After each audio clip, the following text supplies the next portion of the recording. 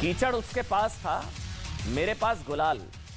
जो भी जिसके पास था उसने दिया उछाल। प्रधानमंत्री नरेंद्र मोदी ने आज राज्यसभा में अपने भाषण की शुरुआत तो कुछ इसी अंदाज में की, लेकिन बाद में ताबड़तोड़ हमला करके कांग्रेस का कच्चा चिट्ठा खोलकर रख दिया। नेहरू से लेकर इंदिरा तक की याद दिला दी, सभी को याद दिला दी। आज आपको बताएंगे कैसे कांग्रेस समेत पूरा विपक्ष प्रधानमंत्री के भाषण पर पूरी तरह से ब्रेक लगाना चाहता था। वो चाहता नहीं था कि पीएम का भाषण हो पाए, डर था इतना, खौफ इतना था। आज आपको बताएंगे कि कैसे प्रधानमंत्री के भाषण को रोकने के लिए विपक्ष ने एड़ी चोटी का जोर लगा दिया, लेकिन हंगामे और शोर शराबे के बाद भी प्रधानमंत्री ने कांग्रेस का कच्चा चिट्ठा खोलकर रख दिया। Strike part 2, Modi missile part 2। कल प्रधानमंत्री ने कांग्रेस के पतन पर हॉवर्ड की रिपोर्ट की भी चर्चा की थी। आज ये हॉवर्ड की रिपोर्ट मेरे पास है, एक्सक्लूसिव रिपोर्ट होगी, जरूर देखिएगा। आज हम हॉवर्ड की उसी रिपोर्ट की एक्सक्लूसिव पड़ताल करने जा रहे हैं। इसके अलावा हम आपको दिखाएंगे पंजाब में खालिस्तान के दौर की डरावनी तस्वीर, मतलब डरावनी यादें ताजा करने वाली तस्वीर हम आपको दिखाएंगे। पंजाब से आई तस्वीरों को देखकर आप भी कहेंगे कि क्या पंजाब में कुछ खतरनाक हो रहा है क्या। साथ ही हम आपको दिखाएंगे भारत में पीएफआई प्रेमी गैंग के दिल दुखाने वाली खबर भी आज हम आपके लिए लेकर आए हैं। आज आपको बताएंगे कि कैसे पीएफआई पर पाबंदी लगाकर मोदी सरकार देश की एकता और अखंडता के लिए एक निर्णायक फैसला उन्होंने किया। आज आपको बताएंगे कि जितना पैसा, साथ ही एक और बड़ी खबर यह कि जितना पैसा अदानी ने 10 दिन में गंवाया, उतना ही पैसा गूगल ने कैसे सिर्फ 6.5 घंटे में गंवा दिया। आज आपको गूगल की 8.25 लाख करोड़ वाली गलती भी दिखाने जा रहे हैं। देश देख रहा है, एक अकेला कितनों को भारी पड़ रहा है। कीचड़ उसके पास था, मेरे पास गुलाल। जो भी जिसके पास था उसने दिया उछाल। जितना कीचड़ उछालोगे कमल उतना ही ज्यादा खिलेगा। 60 साल कांग्रेस के परिवार ने, हो सकता है उनका इरादा मजबूत नींव बनाने का हो। 2014 के बाद आकर के मैंने देखा कि उन्होंने गड्ढे ही गड्ढे कर दिए थे। उनकी पीढ़ी का कोई व्यक्ति नेहरू सरनेम रखने से डरता क्यों है? 90 बार चुनी हुई सरकारों को गिरा दिया। सच्चा सेक्युलरिज्म है तो यही है, ये तुष्टीकरण की आशंकाओं को समाप्त कर देता है। कहते हैं सच सुनने के लिए साहस की बड़ी जरूरत होनी चाहिए, या होती है। आज राज्यसभा में प्रधानमंत्री नरेंद्र मोदी के भाषण के दौरान जिस तरह से हंगामा किया जा रहा था, जिस तरह से उन्हें बार बार प्रधानमंत्री को हैकल किया जा रहा था, शोर शराबा किया जा रहा था, हंगामा किया जा रहा था, उससे एक बात तो साफ थी कि कांग्रेस और विपक्ष में सच सुनने के साहस में कमी थी। ये साफ नजर आया। कवि दुष्यंत कुमार ने कहा था कि सिर्फ हंगामा खड़ा करना मेरा मकसद नहीं, मेरी कोशिश है कि सूरत बदलनी चाहिए। आज राज्यसभा में प्रधानमंत्री नरेंद्र मोदी के भाषण के दौरान ये दोनों भाव साफ नजर आए। प्रधानमंत्री नरेंद्र मोदी एक अकेला सब पर भारी वाली सोच के साथ सूरत बदलने की कोशिश कर रहे थे, जबकि विपक्ष का मकसद सिर्फ और सिर्फ हंगामा करना था। ऐसा लग रहा था कि कल लोकसभा में प्रधानमंत्री नरेंद्र मोदी ने कांग्रेस को सिर्फ ट्रेलर दिखाया था।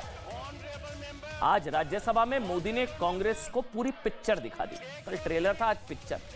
लोकसभा में मोदी के प्रचंड प्रहार के बाद से ही कांग्रेस को दरअसल इस बात का डर था कि राज्यसभा में मोदी के हमले तो और तीखे और तेज हो जाएंगे।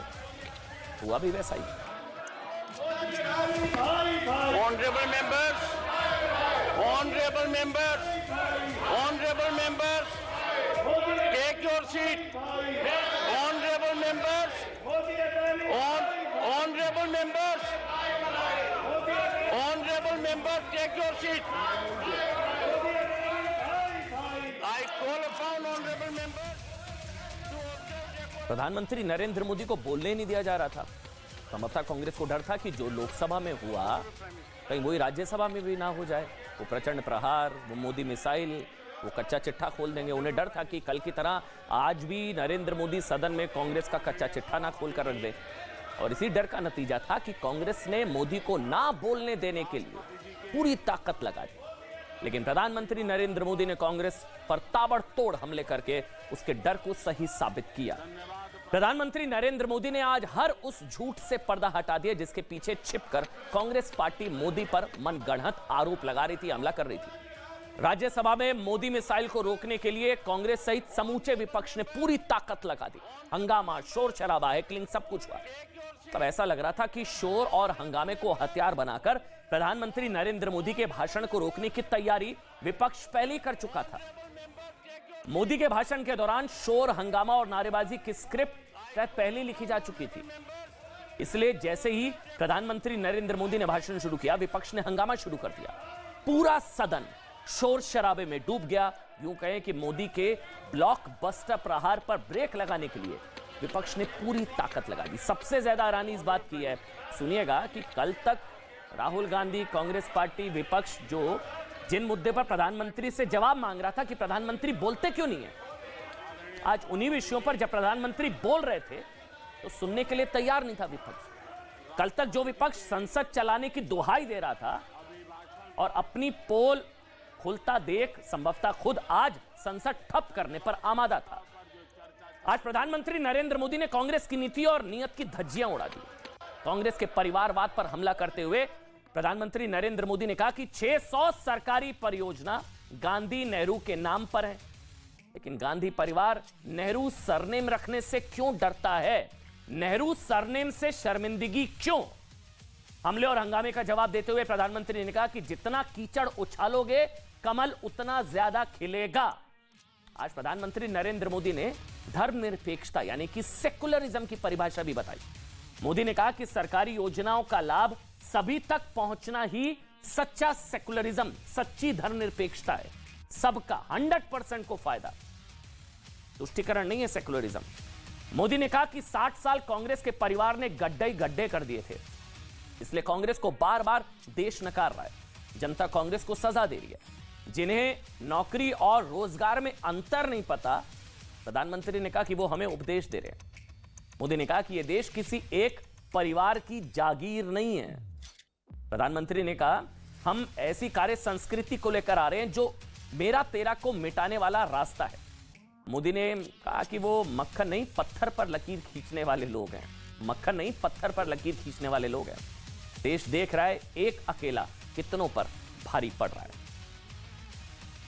कीचड़ उसके पास था, मेरे पास गुलाल।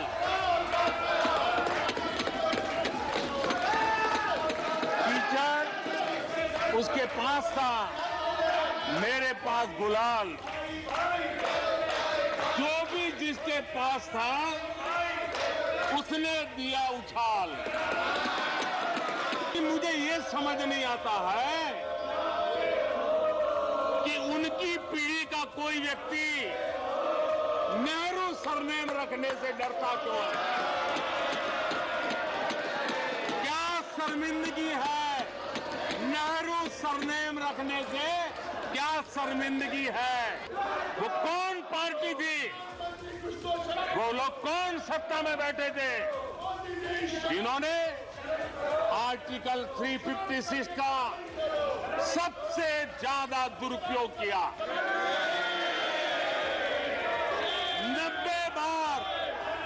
90 बार चुनी हुई सरकारों को गिरा दिया। आदरणीय सभापति जी, मैंने किसी अखबार में पढ़ा था, मैं कोई वेरीफाई तो नहीं किया है, और रिपोर्ट कह रही थी 600 जितनी सरकारी योजनाएं सिर्फ गांधी नेहरू परिवार के नाम पे है। देखिए, कांग्रेस के बवाल पर, मतलब कांग्रेस के बवाल पर मोदी का गुलाल भारी पड़ गया, और ऐसा भारी पड़ा कि कांग्रेस की दयनीय स्थिति की चर्चा अब देश ही नहीं बल्कि दुनिया में हो रही है। दुनिया की बड़ी बड़ी यूनिवर्सिटीज कांग्रेस के पतन पर स्टडी कर रही हैं। कल याद होगा अमेरिका की हार्वर्ड यूनिवर्सिटी की ऐसी ही एक स्टडी का जिक्र प्रधानमंत्री ने लोकसभा में भी किया था। आज हार्वर्ड की ये पूरी स्टडी हम पहली बार देश के सामने रखने जा रहे हैं। इस स्टडी में लिखा एक एक शब्द कांग्रेस के पतन की पटकथा है, जिसे हर देशवासी को बहुत ध्यान से आज सुनना चाहिए, पढ़ना चाहिए। लेकिन उससे पहले ये सुनिए कि कल प्रधानमंत्री ने इस रिपोर्ट के बारे में, हार्वर्ड की स्टडी के बारे में क्या कहा था। फिर मैं आपको बताऊंगा इस रिपोर्ट के पॉइंट्स। यहाँ कुछ लोगों को हार्वर्ड स्टडी का बड़ा क्रेज है। हार्वर्ड स्टडी है, बड़ा क्रेज है। कांग्रेस ने कहा था कि भारत की बर्बादी पर हार्वर्ड में केस स्टडी होगी, और कल फिर सदन में हार्वर्ड यूनिवर्सिटी में स्टडी की बात कल फिर हुई। बहुत इंपॉर्टेंट स्टडी हुई है, और उस स्टडी है, उसका टॉपिक क्या था मैं जरूर सदन को बताना चाहूंगा। और ये स्टडी हो चुकी है। स्टडी है the rise and decline of India's Congress party.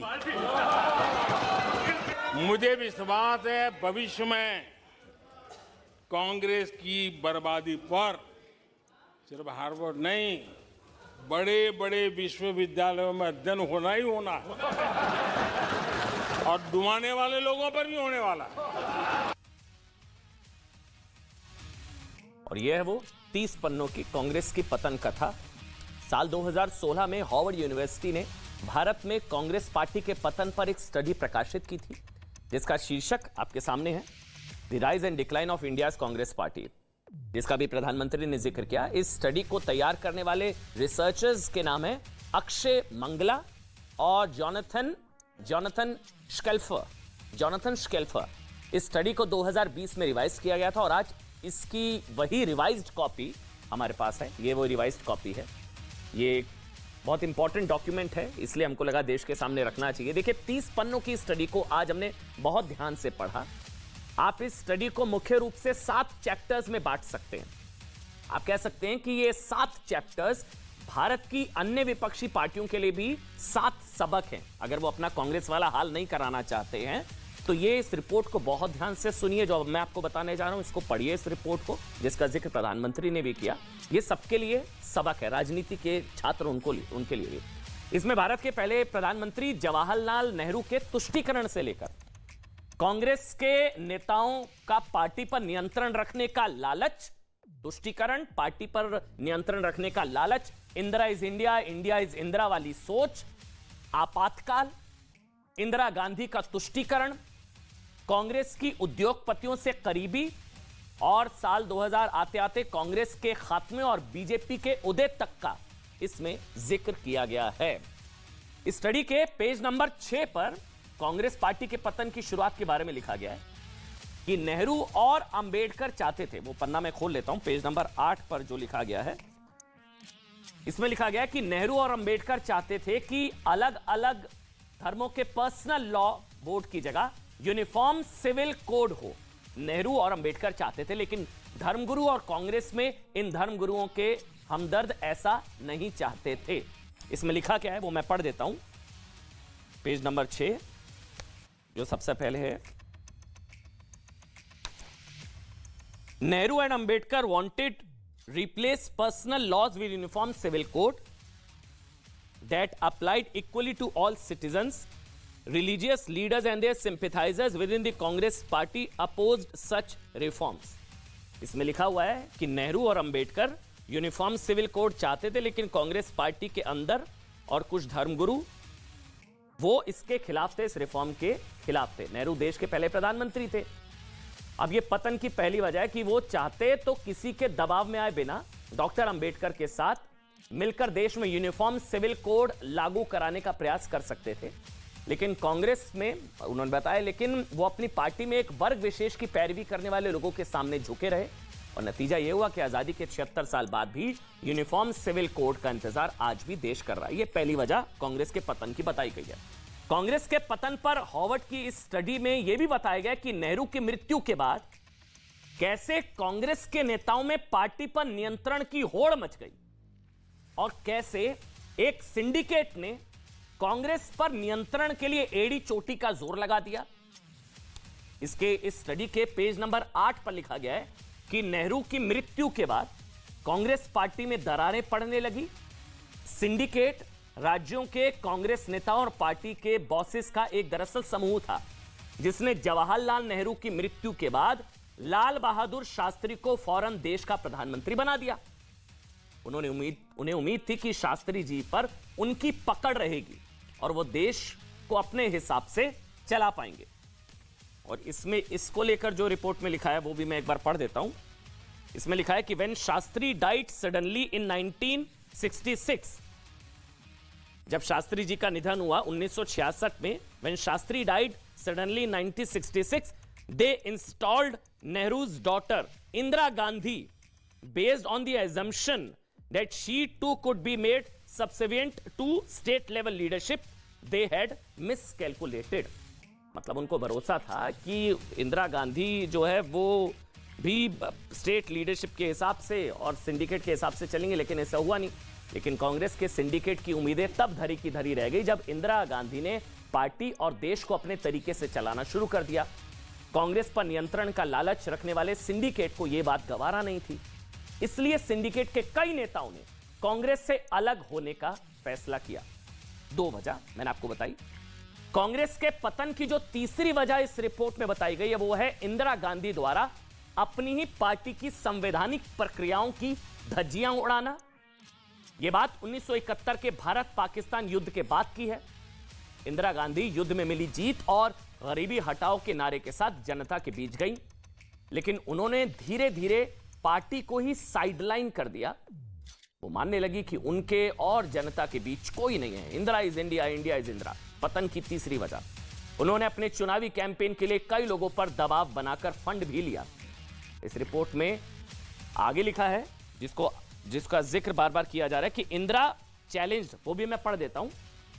Indra challenged institutional processes within the Congress party.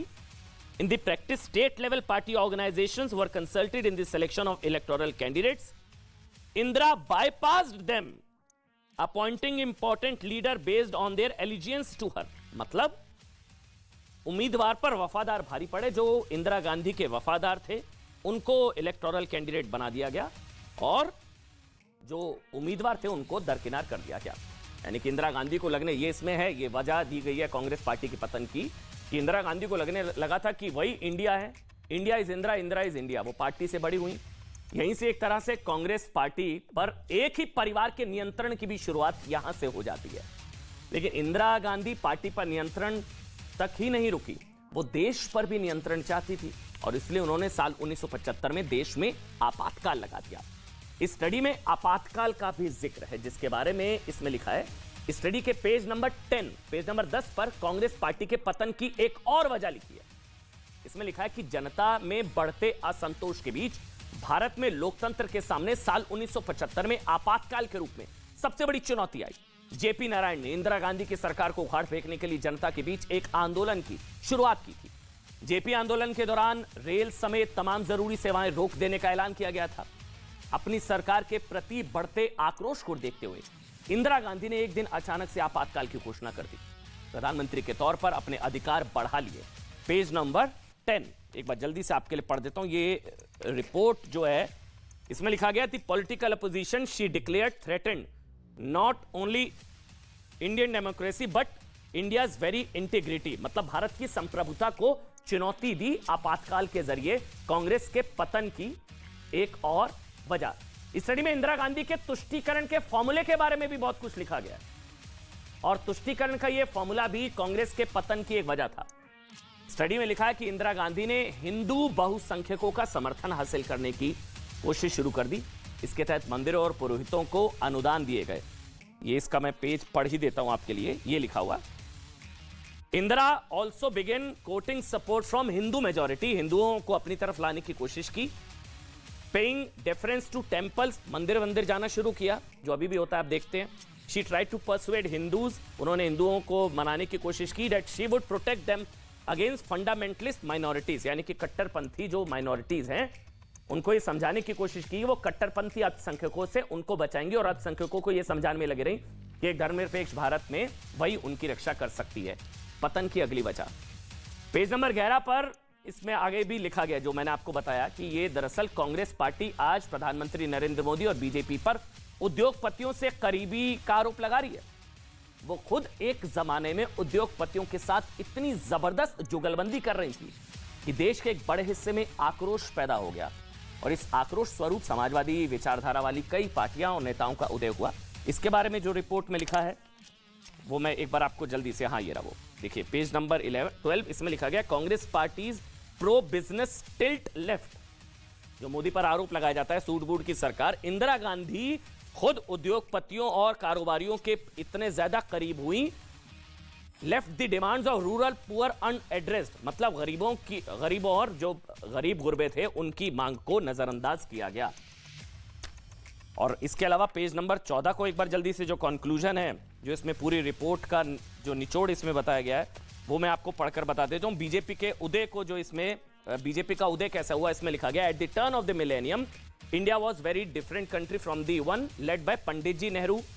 The BJP proved a formidable rival and in Congress domination of elections. Congress party has also changed, recording major setbacks including a corruption scandal from $285 million contract award to Swedish arms dealer Bofors.